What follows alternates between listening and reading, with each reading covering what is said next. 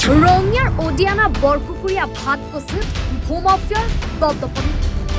ভয় ভাবুকি দি খিলঞ্জীয়াৰ ভূমি ক্ৰয় ভূমাফিয়াৰ দপদপনিত চৰম নিৰাপত্তাহীনতাত ভূমিপুত্ৰ ৰঙিয়া অডিয়ানা বৰপুকুৰীয়া ভাতকচুত ভূমাফিয়াৰ দপদপনি ভয় ভাবুকি দি খিলঞ্জীয়াৰ ভূমি ক্ৰয় ভূমাফিয়াৰ অভিযোগ মতে স্থানীয় দালালৰ সহযোগত প্ৰতি বিঘা মাটি 10 লাখ টকাৰে ক্ৰয় কৰি বিক্ৰী কৰিছে 50 লাখৰ পৰা 90 লাখ টকাত খিলঞ্জীয়া ভূমিপুত্ৰই মাটি বিক্ৰী কৰিবলৈ অমান্তি হলে গুণ্ডা বাহিনী আৰু স্থানীয় দালালৰ হতুৱাই আক্ৰমণ কৰে মাটিৰ গৰাকী ভূমাফিয়াৰ দপদপনিত ভূমিপুত্ৰই চৰম নিৰাপত্তাহীনতাত ভুগিব লগা হৈছে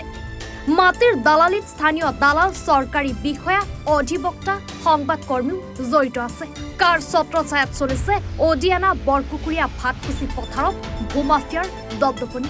ইফালে ৰঙিয়া অঞ্চলত অলিয়ে গলিয়ে গিজগিজাই থকা মাটিৰ দালালে বহু ক্ষেত্ৰত ভূমিৰ গৰাকীক অজ্ঞাতে চক্ৰান্তৰে ভূমি বিক্ৰীক লৈ কাজিয়াৰ সূত্ৰপাত হৈ আহিছে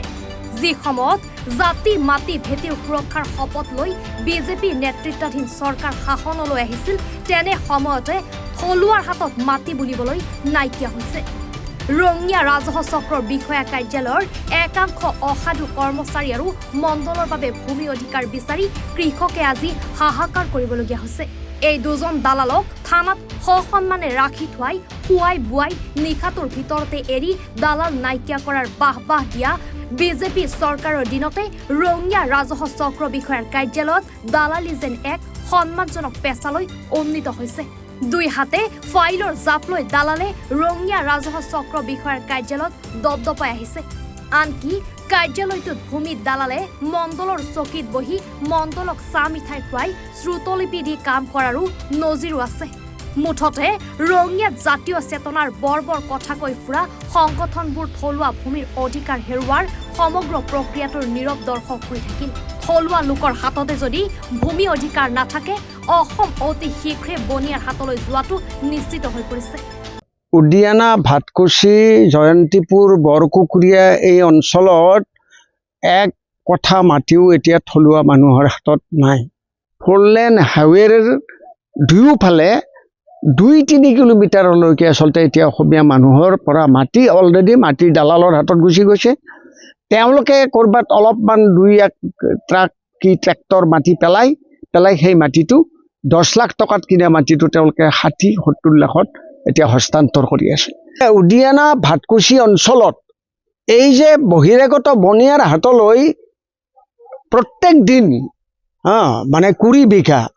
2 বিঘা 100 বিঘালৈকে যে মাটি হস্তান্তৰ হৈ আছে ইয়াত মূল ভূমিকা লৈছে থলুৱা কিছুমান মাটিৰ দালালে তাতে আনকি একাংশ উকিলো থকা বুলি শুনিছো তাত একাংশ ৰাজনৈতিক নেতাটো আছেই তো সেইসকলে ৰাতাৰাতি সেই মাটিবোৰ হস্তান্তৰ কৰিছে বনিয়াৰ হাতলৈ আৰু এই গোটেই প্ৰক্ৰিয়াটোক বন্ধ কৰাৰ কাৰণে ৰাইজে কোনো ৰাস্তা পোৱা নাই কাৰণ প্ৰশাসন আৰু ৰাজনৈতিক নেতৃত্বই ৰাইজক সাথ দিয়া নাই সহযোগ কৰা নাই আৰু মই আপোনালোকক এই কথা ক'ব পাৰোঁ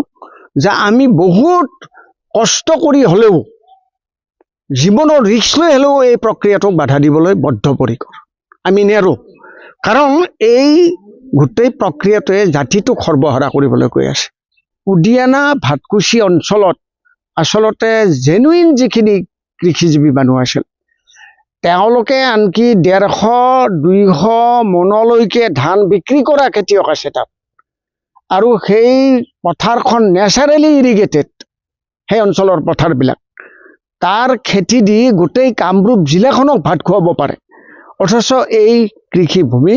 আজি তাতে এক কথাও আমাৰ খেতিয়কৰ হাতত নাই অসমীয়া মানুহক থলুৱা মানুহক মানে সঁচা অৰ্থত প্ৰলিটেৰিয়েট সজাব তেওঁলোকৰ থাকিবলৈ মাটি নাই তেওঁলোকৰ ঘৰৰ ভেটি পৰ্যন্ত এতিয়া হস্তান্তৰ হ'বলৈ গৈ আছে কমেও 2,80,145 বিঘা কৃষিভূমি নাইকিয়া হৈ গৈছে আৰু মোৰ হাতত তথ্য আছে more than 80% of the total agricultural land illegally transferred এই গোটেই ভূখণ্ডৰ more than 80% আচলতে বহিৰাগত বনিয়াৰ হাতলৈ গৈছে ফ'ৰলেন হাইৱেৰ দুয়োফালে 2-3 কিলোমিটাৰলৈকে আচলতে এতিয়া অসমীয়া মানুহৰ পৰা মাটি অলৰেডি মাটিৰ দালালৰ হাতত গুচি গৈছে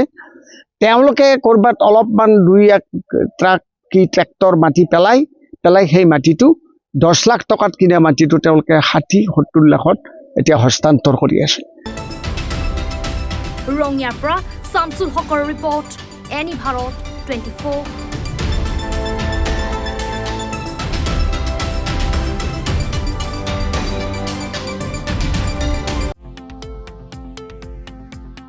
শৰীৰৰ যিকোনো অসুবিধাৰ সন্মুখীন হৈছে নেকি আপুনি?